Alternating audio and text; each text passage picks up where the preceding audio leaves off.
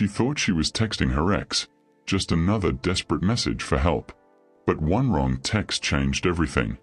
Because instead of reaching her ex, she messaged the most powerful man in the city, a reclusive billionaire whose name alone made entire corporations tremble. And within minutes, black cars were surrounding her house. If you believe one mistake can rewrite your destiny, don't forget to like, comment, and subscribe, and tell us where you're watching from as we dive into this unbelievable story.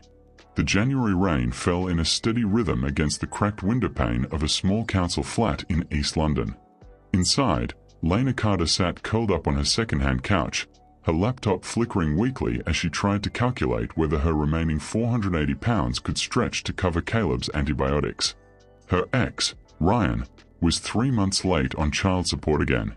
She hadn't heard from him since he'd left for some business trip that mysteriously never ended. Her phone screen glowed in the dark. The words she typed came out shaky, desperate. "You owe me the money, Ryan. I swear, if you don't send it, I'll message your boss at Arcturus Global myself. Don't test me." She pressed send before her tired brain caught her mistake. She hadn't texted Ryan Huxley. She'd texted Ronan Vale, the billionaire CEO of Arcturus Global Holdings, one of the most powerful men in Europe. Her blood froze. At first, she thought she'd be ignored. But then her phone buzzed. Once, twice, then again. "Unknown number, who is this?" "Lena. Sorry, wrong number. Please ignore." "Unknown. What do you know about Arcturus data theft?" Before Lena could even reply, headlights swept across the street. 3 matte black Range Rovers stopped outside her building, engines idling, men in suits stepping out, earpieces glinting under the London drizzle. She whispered to herself, "This isn't happening." Then her phone buzzed again. "Unknown. Do not leave the flat. We are coming up." The doorbell rang. Lena froze, clutching her sleeping son to her chest. When she finally cracked the door open, the man standing there didn't look like someone who belonged on her crumbling doorstep. He was tall, dressed in a tailored black coat, his expression unreadable. The kind of presence that didn't need to speak to be obeyed. "Miss Carter." Her voice trembled. "Who's asking?" "Ronan Vale," he said simply. The name hit like thunder. The billionaire. The ghost of London's financial world. The man whose company owned the tech Ryan used to work for. He stepped inside before she could object, scanning the room with practiced precision. 2 security agents followed, one securing the windows, another checking her laptop.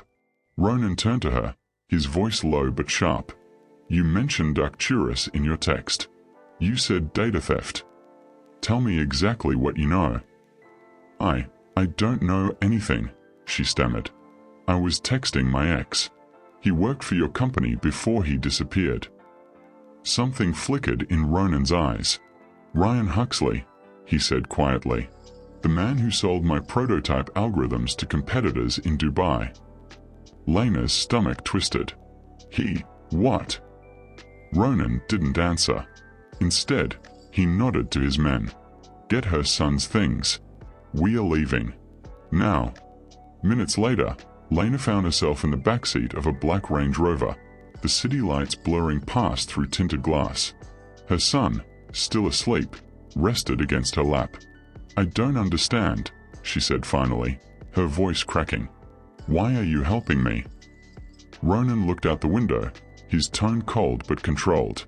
"Because your ex stole something worth billions, and used your name as a cover contact. Which means the people hunting him think you have it." "Hunting?" she echoed. "They're not police," he said flatly. "They're syndicates. And they've already traced one signal to your flat." Lena stared at him, realization dawning. "So you didn't come to help me?" He met her eyes. "I came to keep you alive." By midnight, they arrived at a secluded mansion on the outskirts of Surrey, a property that looked more like a fortress than a home. Inside, marble floors gleamed beneath soft golden lights. Every corner hummed with security tech. Lena had never seen anything like it. Ronan removed his coat, revealing a holster under his tailored jacket, confirmation of what she already suspected. the billionaire wasn't just a CEO. He was someone far more dangerous. He poured 2 glasses of water and handed her one. "You'll stay here until I locate Ryan," he said.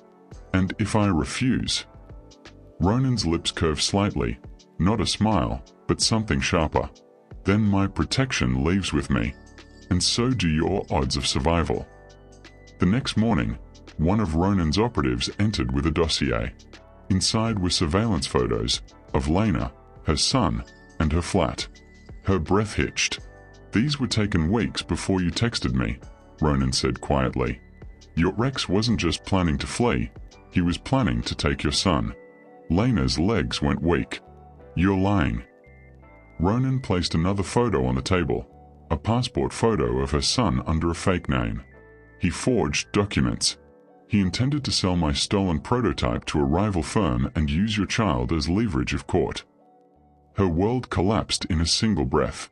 "He said he wanted to fix things," she whispered. Ronan's tone softened for the first time. "He was going to fix his own freedom, not yours." By nightfall, Ronan had located Ryan through encrypted messages. "He's meeting a buyer in Manchester tomorrow," he told her. "I need him alive. But if you call him, he'll show up faster than any of my men could make him." Lena's pulse quickened. "You want me to lure him out?" "I want you to end this," Ronan replied. Hours later, Lena dialed Ryan from Ronan's untraceable phone. Her voice trembled, rehearsed but convincing. "Ryan, it's me. Please. Caleb's sick. I found something of yours. You need to come." A long silence. Then his voice, that same manipulative calm. "Where are you?" "King's Cross," she said. "Tomorrow, 8 p.m. Ronan's cold smile returned. "Perfect." The next night, under flickering streetlights near King's Cross Station, the trap was set. Ryan arrived alone, looking thinner, twitchier. But when he saw Lena, his relief turned to panic at the sight of black sedans closing in. "Lena, what did you do?" he shouted. She took a step back. "What you made me do, Ryan. You used us." Before he could answer, Ronan stepped out of the shadows. "I believe you have something that belongs to me." Ryan's jaw clenched. "You'll never get it." He didn't finish. One of Ronan's men grabbed him, forcing him down. The flash drive fell from his coat pocket, exactly what they'd been after. Ronan picked it up, his expression unreadable. "It's over," he said quietly. By dawn, Lena and her son were safe in a new apartment under different names. Ronan had kept his word. New identities, new accounts, a clean start. But before leaving, he'd said something she couldn't forget. "Sometimes," he told her, "a mistake is just fate wearing a disguise." Weeks later, a new message appeared on her secure phone. "London is quieter without you. But my world isn't." She read it twice before setting the phone down, her heart pounding with something that felt dangerously close to hope. One wrong message brought a billionaire to her door and changed her life forever. If you believe that even a mistake can lead to destiny, don't forget to like, comment, and subscribe for more stories like this. Tell us where you're watching from and what you'd do if your wrong text reached a billionaire.